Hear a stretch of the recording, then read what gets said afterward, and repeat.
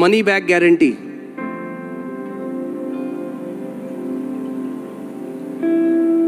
वो आपको यीशु मसीह देंगे स्वर्ग। मगर जितने लोगों को हमने ये सिखाया और इतना आसान है, आप जानते हैं इतना आसान है, क्योंकि हमने हमेशा क्या देखा, कोई परमेश्वर का दास है वो अभिषिक्त है। अरे वही अभिषिक्त आप भी हो। जो परमेश्वर ने अपने दासों को नियुक्त किया है, उनका मेन काम क्या है कि वो लोगों को परमेश्वर का वचन सिखा सकें जिसमें जीवन है। अगर आपने उसके वचन का प्रगटीकरण पा लिया, उसको ग्रहण कर लिया, फिर शैतान बांध नहीं पाएगा आपको। अगर एक बार बीज भूमि में चला गया तो बाइबल कहती है पहले अंकुर आएगा, फिर बाल आएगा, फिर उसके बाद फल आने लग जाएगा। कितने लोग चाहते हैं आपका घर स्वर्गदूतों से भरा रहे? मुझे हाथ दिखाओ। ओके, मैं आपको शॉर्ट एक चीज सिखा रहा हूं जो वचन से, जो मेरे साथ हुई। मैं आपको आज एक गवाही बताता हूं। मेरे जो फादर इन लॉ है, मेरे जो ससुर हैं, उनको कैंसर हुआ लास्ट स्टेज का। वो प्रभु को नहीं मानते थे और उनको कैंसर हुआ, उनको पेट में दर्द हुआ। वो दिल्ली आए, जब डॉक्टर के पास गए, जब टेस्ट कराया तो पता चला कैंसर है। डॉक्टर ने कहा 3 महीने का समय है आपके पास। और मैं एक दिन अपने कमरे में गया, मैं प्रार्थना कर रहा था और मैं पिता से बोल रहा था। मैं कह रहा था, पिता इसका क्या उत्तर है, क्या मैं करूं? क्योंकि मैंने बहुत बार उन्हें वचन प्रचार करने की कोशिश करी, मैंने यीशु के बारे में बताया, मगर आप जबरदस्ती नहीं कर सकते किसी के साथ। तो मैं परमेश्वर के पास गया, मैंने कहा प्रभु मैं क्या करूं? तो जब मैं परमेश्वर पिता से बात कर रहा था तो एक बड़ा स्वर्गदूत मेरे सामने आके खड़ा हो गया, करीबन 8-9 फीट लंबा, और वो मुझे टकटकी लगा के देखता रहा। मुझे लगा वो मुझे कोई मैसेज देगा, मगर वो खड़ा रहा। और फिर पवित्र आत्मा ने मुझसे कहा, इसको नारायण के जीवन के लिए लड़ाई करने के लिए भेज। नारायण मेरे ससुर का नाम। मैंने प्रभु से कहा, मैंने कहा प्रभु मुझे नहीं पता कैसे मैं एक स्वर्गदूत को भेज दूं। प्रभु ने मुझे एक वचन दिया और बोला इस वचन की घोषणा कर। बस अगर आप वो रेडी रखें। प्रभु ने मुझे कहा इस वचन की घोषणा कर। तो जैसे ही मैंने सुना जो पवित्र आत्मा ने कहा और मैंने उसकी घोषणा करी, अचानक वो स्वर्गदूत वहां से गायब हो गया कमरे से। और उस हफ्ते मैं अपने जो पिता है मेरे ससुर है उनको ले गया पीईटी स्कैन कराने कैंसर का। उससे पता लगता है कि कैंसर कितना फैल गया शरीर में। और वो स्कैन कराया और डॉक्टर का अगले हफ्ते कुछ दिन बाद मुझे फोन आया और बोला मेरे दफ्तर में आओ जल्दी, बहुत अर्जेंट है। अब मुझे लगा पता नहीं क्या हुआ, मैं भाग के उनके पास गया। और जब मैं गया तो वो डॉक्टर ने बोला 40 साल, इतने साल जो मैं डॉक्टरी कर रहा हूँ, 40 साल से ज़्यादा, मैंने आज तक ये नहीं देखा, मगर आपके ससुर के शरीर में एक ट्रेस कैंसर का नहीं है।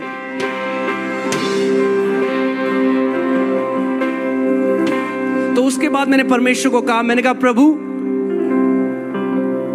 आपको मुझे सिखाना पड़ेगा। मैं कभी भी किसी भी दर्शन को तब तक नहीं मानता जब तक वचन के अनुकूल ना हो। कई मसीहों को आज शैतान इतना इजीली बेवकूफ बना देता है, एक गलत दर्शन देके, एक गलत ड्रीम देके। सो मैंने प्रभु को कहा, प्रभु अगर आप मुझे नहीं बताओगे तो मैं नहीं मानूंगा कि ये आपकी तरफ से था दर्शन। आपको मुझे सिखाना पड़ेगा कि हम स्वर्गदूतों को असाइनमेंट में यानी काम में भेज सकते हैं। कितने लोग सीखना चाहते हैं अपने स्वर्गदूतों को काम में भेजना? कितने लोग यहां उद्धार पाए हुए हैं? मुझे अपना हाथ दिखाएं। हाँ, अगर उद्धार पाए श्योर हो तो हाथ हिलाओ। ठीक है, पास्टर सामत इब्रानी 1:14 पढ़िए। इब्रानी 1:14।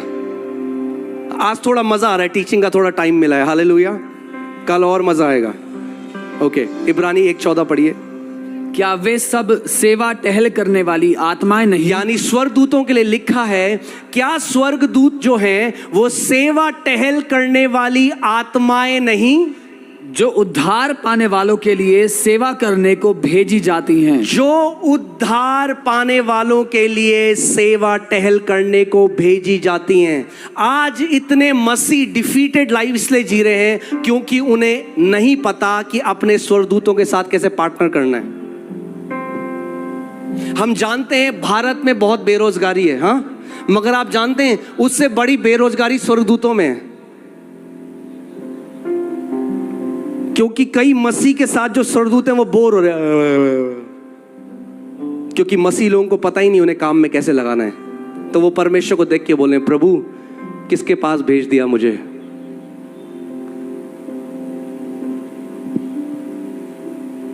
क्योंकि ज्यादातर लोग जो प्रार्थना कर रहे हैं उसमें शिकायत कर रहे हैं, प्रभु तू क्यों नहीं देखता, प्रभु तू क्यों नहीं कर रहा, प्रभु कब करेगा। और स्वर्गदूत बोर हो रहे हैं। मगर आज जो मैं आपको सिखा रहा हूं, मैंने आपको क्या कहा, जो 30 साल में नहीं हुआ वो 3 महीने में होने जा रहा है यीशु के नाम में। इस बात को याद रखना आप, और जब वो होगा तो आप गवाही भेजना हमें। आमीन। सो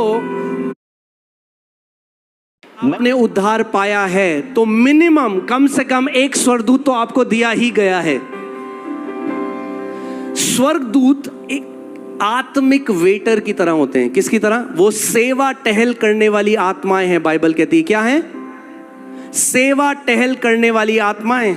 तो अगर आप एक होटल में जाओ, आप एक रेस्टोरेंट में जाओ और वहां पे वेटर आए और बोले आप क्या चाहते हैं, क्या लेके आऊं मैं, और आप बोले हो मैंने 10 दिन हो गए कुछ नहीं खाया, क्या लाएगा वेटर आपके लिए?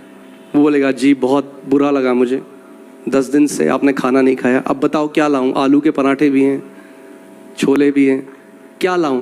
आप बोले अरे तुझे समझ में नहीं आ रहा, मैंने 10 दिन से कुछ नहीं खाया। क्योंकि ऐसे ही लोग प्रार्थना कर रहे हैं। तो स्वर्गदूत उनके लिए कुछ नहीं कर सकते। ध्यान से सुनना, स्वर्गदूत इमोशनल प्रार्थना से नहीं हिलते। कितने लोग समझ रहे हैं मैं जो कह रहा हूं? स्वर्गदूत इमोशनल प्रार्थना से नहीं हिलते। उनको डिजाइन किया गया है, वो केवल एक चीज सुनकर काम पे जाते हैं। सुनना चाहते हैं वो क्या है? आप हे यहोवा के दूतों, तुम जो बड़े वीर हो। हे यहोवा के दूतों यानी स्वर्गदूतों, तुम जो बड़े वीर हो और उसके वचन को सुनकर उसको पूरा करते हो। और उसके वचन को सुनकर, ये जो हिंदी में मानना है, इंग्लिश में ऐसा नहीं लिखा। इंग्लिश में लिखा है दे हीड, यानी वो ध्यान लगाकर परमेश्वर की आवाज को सुनते हैं, उसके वचन की। और जैसे ही आप वचन की घोषणा करते हो, स्वर्गदूत अलर्ट हो जाता है और उसको पूरा करने के लिए काम में निकल पड़ते हैं। कितने लोगों ने परमेश्वर के एक महान दास, अब तो वो स्वर्ग में, रेनहार्ड बॉन्की के बारे में सुना है? अगर सुना है आपने तो हाथ ऐसे हिलाएं। एक परमेश्वर के दास थे, महान दास रेनहार्ड बॉन्की। उन्होंने अफ्रीका में बहुत काम किया। और एक बार जब वो प्रचार करने के लिए उठे तो परमेश्वर का आवाज उनके पास आया और परमेश्वर ने कहा, मेरे बेटे रेनहार्ड, मेरा वचन तेरे मुंह में भी उतना ही सामर्थी है जितना मेरा वचन मेरे मुंह में। परमेश्वर का वचन आपके मुंह में भी उतना ही सामर्थी है जितना परमेश्वर का वचन उसके मुंह में। आप सोचो, पर कितने लोग जानते हैं परमेश्वर सर्वशक्तिमान है और सब कुछ कर सकता है? हाथ हिलाओ अगर ये जानते हो तो।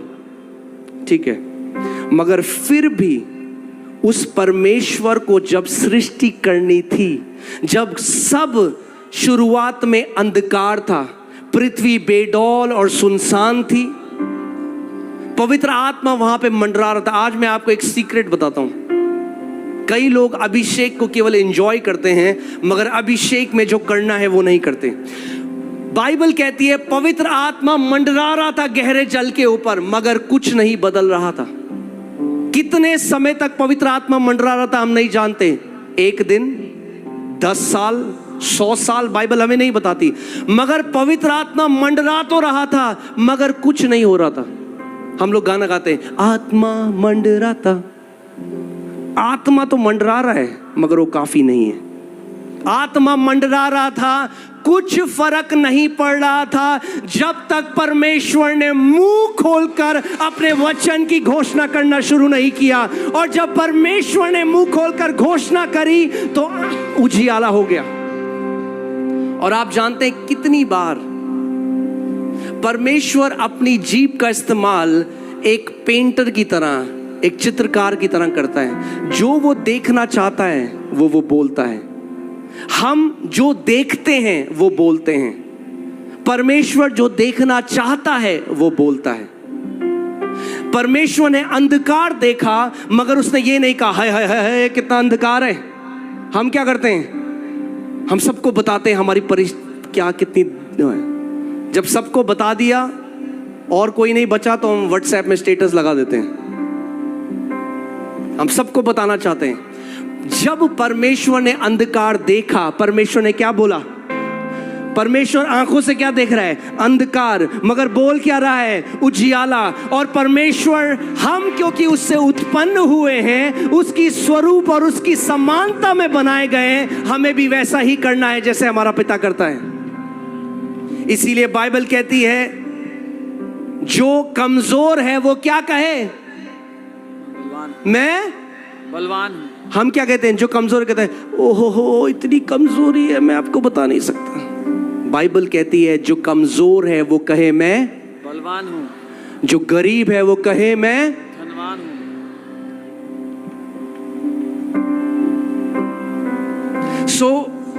जो स्वर्गदूत हैं उसके वचन की ध्वनि को सुनकर उसको पूरा करने निकल जाते हैं। आज मैं आपको एक सीक्रेट बताता हूं।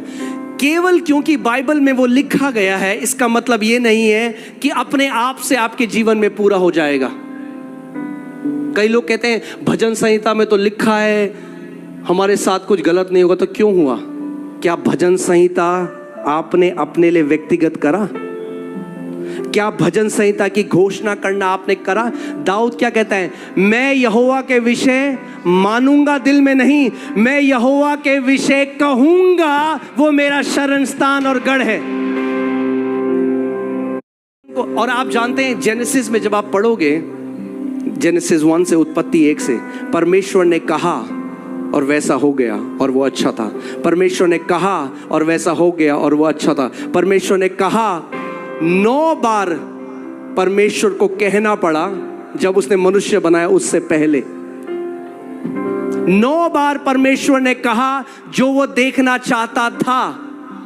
उससे पहले उसने कहा आप पहले घोषणा करोगे जो देखना चाहते हो, फिर इन आंखों से वो देखोगे, मगर पहले विश्वास से घोषणा करना पड़ेगा आपको।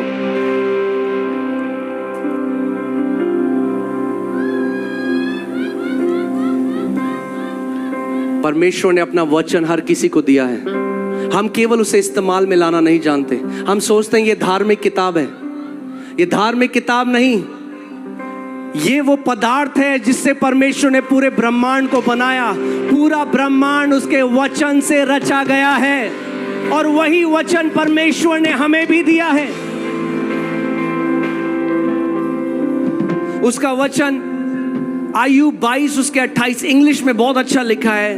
उसमें लिखा है Thou shall declare a thing and it shall be established for you।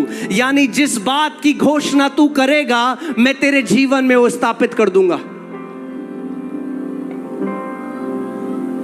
किस बात की घोषणा आप कर रहे हो? जब दिल्ली में हमने सेवकाई शुरू करी तो सब लोग कहते थे अरे बहुत मुश्किल है दिल्ली में सेवकाई, वैली ऑफ ड्राई बोन्स है, सूखी हड्डियां हैं यहाँ पे, कुछ अच्छा नहीं हो सकता, बहुत मुश्किल है। और उनके लिए बहुत मुश्किल है क्योंकि वो घोषणा कर रहे हैं। ये प्रभु ने क्या कहा? जिस बात की तुम घोषणा करोगे वो तुम्हारे साथ हो जाएगा।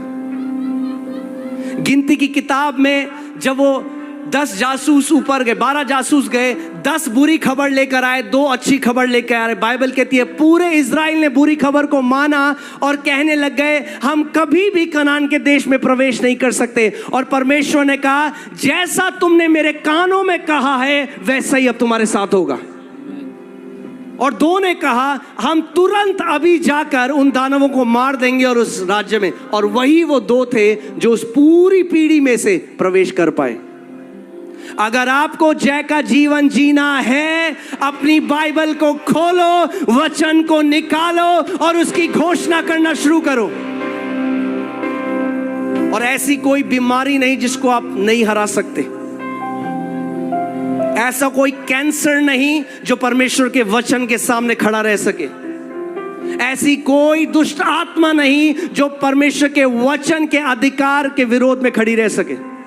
मगर बहुत सारे मसीहों को आज क्या चाहिए? शॉर्टकट। आप जानते हैं ऐसा प्रचार लोगों को पसंद नहीं। लोगों को पसंद है मेरे पास आओ, मैं हाथ रखूंगा, सब अच्छा हो जाएगा। मैं आपको सिखा रहा हूं, अगर आपके पास वचन है, आपके पास सब कुछ है।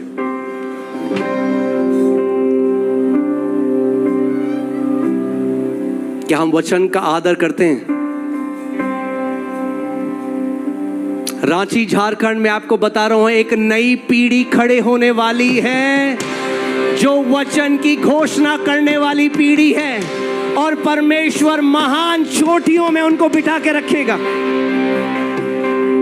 एक बार मैं रात को जब प्रार्थना कर रहा था तो मैं दर्शन देखने लगा आत्मा में, और मैंने देखा कि ऊंची पहाड़ी है और उन पहाड़ियों के ऊपर सिंहासन कट के बना है, जो पत्थर से ही सिंहासन बने हुए हैं।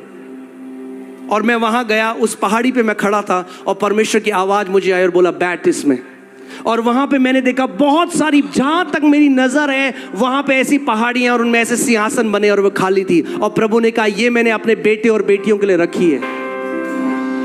वो इंतजार कर रहा है कि हम आत्मा में जयवंत जीवन जिए। वी सोर up high in the spirit. हम आत्मिक जहां में ऊंचे जाएं और अपनी जो जगह है, जो जय की जगह है, we take our rightful place as the sons and daughters of most high God. परमेश्वर के बेटे और बेटियों की जो जगह है वो हम ले लें। अब ध्यान से सुनना। आप, अगर आप के साथ कोई बीमार है, आप बीमार हो, आपका बच्चा बीमार है, आपका परिवार में कोई बीमार है, जो मैं आपको बताने वाला हूं वो आपको बचा लेगा। वो आपको समय से पहले मरने नहीं देगा।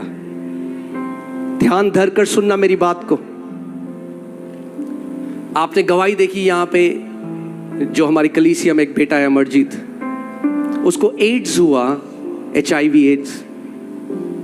और वो बहुत सारी ऐसी सभाओं में गया जहां पे उसके लिए प्रार्थना करी, मगर वो ठीक नहीं हुआ। तो किसी ने उसको बताया दिल्ली में एक चर्च है जहां लोग चंगे होते हैं, आप वहां जाओ। तो वहां आया और मुझे गले लगा के फूट फूट के रोने लगा कि मुझे बचा लो, मैं मरना नहीं चाहता, मेरे लिए प्रार्थना करो। और मैंने उसको कहा अमरजीत मैं तेरे लिए प्रार्थना नहीं करूंगा, क्योंकि तू बहुत परमेश्वर के दासों के पास जाके प्रार्थना करा चुका है। हम कई बार सोचते हैं हमारा सारा उत्तर क्या है, प्रार्थना करा लो किसी से, और हम उसके वचन को अहमियत नहीं देते। और मैंने उसको कहा नहीं, तुझे वचन का आदर करना पड़ेगा। आप ये देख सकते हैं, ये उसकी पहले की रिपोर्ट है, ये बात की रिपोर्ट है। मगर मैं आपको आज सिखा रहा हूं कैसे अपनी जय लेना सीखना है। कितने लोग यहां परमेश्वर के बेटे और बेटी हैं? हाथ। तो परमेश्वर पक्षपाती नहीं है। जितना वो मेरा पिता है उतना ही वो आपका भी पिता है। उसके अंदर कोई भेदभाव, कोई वो पक्षपात नहीं करता। आमीन। सो मैंने उसको बताया, सिखाया घोषणा कैसे करते हैं। और वो हर संडे कलीसिया में आने लगा, वचन सुनने लगा, वचन सुनने लगा, रिकॉर्ड करता। वो ट्रक चलाता था उस समय, और रोज फोन रिचार्ज करता, घर जाता, जो संडे को सिखाया जाता है उसको बार बार सुनता जब तक उसका इंटरनेट का पैकेट खत्म नहीं हो जाता। फिर अगले दिन रिचार्ज करता फोन को, सुनता। क्योंकि विश्वास कैसे आता है? सुनने से। हम क्या कहते हैं, हमारे लिए प्रार्थना कर दो। परमेश्वर कह रहा नहीं, अगर जय का जीवन जीना है तो आपको जयवंत, आपको सीखना पड़ेगा अपने पिता से कैसे लेना है। आप जानते हैं जितने लोगों को यीशु मसीह ने चंगा किया बाइबल में, वो मसीह लोग नहीं थे। किसी के अंदर उसका आत्मा नहीं था, क्योंकि यीशु ने कहा जब तक मैं ना जाऊं पवित्र आत्मा नहीं आएगा। प्रेरितों के कार्य 2 अध्याय में पवित्र आत्मा उतरा और तब कलीसिया का जन्म हुआ। तो मैंने उसको सिखाया कि कैसे तू वचन को ले अमरजीत, उस पर मनन कर, दिन और रात अपने दिल में डाल और अपने मुंह से उसकी घोषणा करना शुरू कर। तो उसने वचन, जितने चंगाई के वचन थे उसने लिए और वो घोषणा करने लगा उसकी। अच्छा चलो हमने हमारे अधर्म के कामों के कारण कुचला गया, हमारी शांति ही के लिए उस पर ताड़ना पड़ी कि उसके कोड़े खाने से हम चंगे हो जाएं। बोलता गया बार बार बार बार बार बार। फिर रिपोर्ट कराने गया और रिपोर्ट आई कि अभी भी एड्स है, और निराश हो गया। मेरे पास आया और मैंने उसको कहा नहीं, हार नहीं माननी, वचन की घोषणा करता रहे। आप जानते हैं परमेश्वर का वचन कहता है कि मेरा वचन एक हथौड़े के समान है। कितने लोगों ने पढ़ा है? आपने देखा है कई जो मजदूर हैं जब वो पत्थर तोड़ते हैं, मुझे नहीं पता अगर आपने देखा है नहीं देखा, या जब दीवार तोड़ी जाती है तो एक हथौड़ा मारते हैं तो कई बार दीवार नहीं टूटती, और वो हथौड़ा मार रहा है, ऐसा लग रहा है कुछ भी नहीं हो रहा। एक बार, दो बार, तीन बार मारे जा रहा है, हल्के हल्के छोटे